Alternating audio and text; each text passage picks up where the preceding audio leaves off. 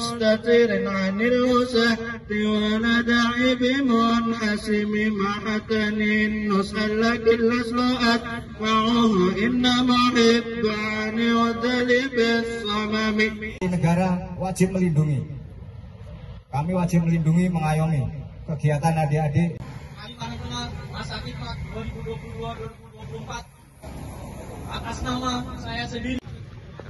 Izin Ketua, terkait kegiatan hari ini dari PMI ini apa tuntutannya dan juga berapa banyak massa yang dikerahkan? Kalau tuntutan kita ada 5 poin. Yang pertama itu saya bacakan ya. Mengecam bentuk kekerasan sebagai jalan ekspresi siapapun pelakunya dan dari manapun sumbernya. Karena hal ini menguntungkan misi rusuh atau menyenangkan oknum yang menghendaki rusuh. Itu tuntutan pertama. Yang kedua, poin kedua ini kita mempertanyakan kinerja Pemkab maupun Pemda, baik itu legislatif maupun eksekutif, yang kita lihat selama kita lihat dari tahun 2013 sampai sekarang ini, jadi rentan waktu 10 tahun ini, apakah pernah melakukan mediasi ataupun bagaimanapun itu secara tegas untuk mendamaikan kedua belah pihak. Kemudian kayak kan yang poin kedua ini pertanyakan, katanya supaya tidak hanya janji-janji saja, janji-janji politik ketika mau mulai pemilu waktu nantinya.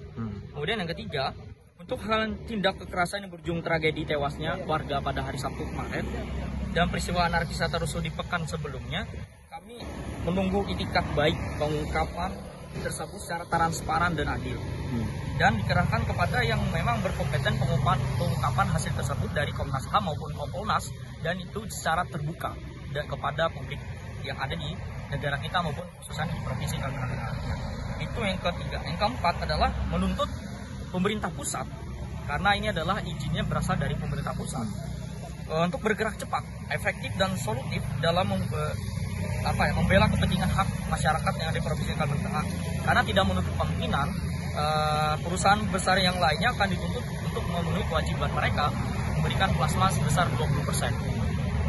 Kemudian yang kelima, kita turut menghimbau kepada semua belah pihak, baik itu masyarakat, aparat, ataupun lembaga elemen masyarakat yang lainnya, untuk sama-sama kita menjaga kedamaian atau kondusivitas provinsi yang ada di Provinsi Kalimantan Tengah.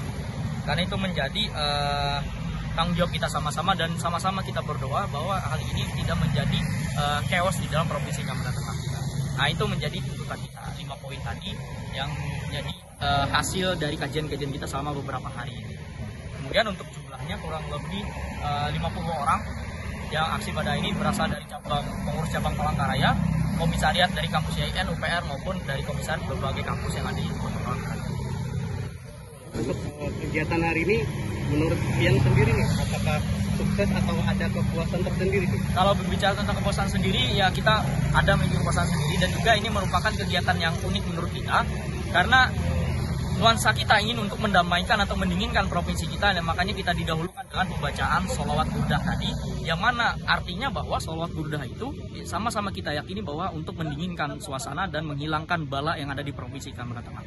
Makanya kita dahulukan dulu untuk sholawat burdah, setelah itu baru kita penyampaian aspirasi yang ingin kita sampaikan di 5 poin yang sebelumnya saya sampaikan. Kedepannya lagi dari TNI, apakah ada rencana demo lanjutan? Kalau berencana demo lanjutan tidak, kita mengawal hal ini. Kita tetap mengawal mengenai hal ini. Pertama, kita mengawal mengenai perusahaan yang izin perusahaan, dan juga mengawal bagaimana perusahaan itu memberikan plasma kepada masyarakat. Bukan hanya di kasus Seruyan sebenarnya, tapi perusahaan-perusahaan sawit atau pertambangan yang ada di Provinsi Kalimantan Tengah. Itu pertama.